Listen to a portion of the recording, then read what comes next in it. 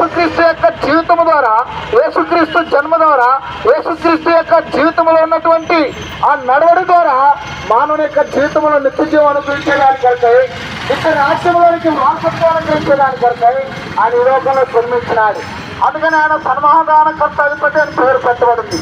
సమాధానం ప్రజలందరికీ మహా సంతోషకరమైన శుభవర్తమానం ఏమనగా ప్రతి ఒక్క మానవుని జీవితంలో సమాధానం కలిగి ఉండేదాని కొరకై ఈ యొక్క డిసెంబర్ మాసంలో ఈ క్రిస్మస్ సందేశాన్ని మీకు తెలియజేస్తూ ఉంటున్నాం.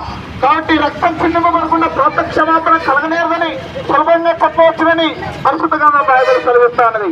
యేసు రక్తం ప్రతి పాపము నుండి మళ్ళీ కడిగి పవిత్రులుగా చేయనని దేవుని వాక్యం సెలవిస్తా ఉంది. స్త్రీలారా, మరి కూడా తెలుసుకుని వారినట్టయితే మా స్త్రీలు మీకు అందిస్తున్నారు.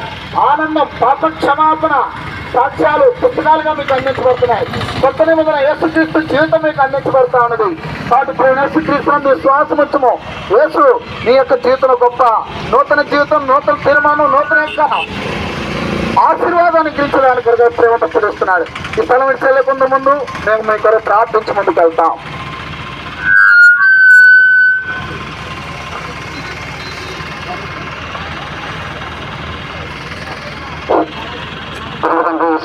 మీకు అవసరం పడుతుంది.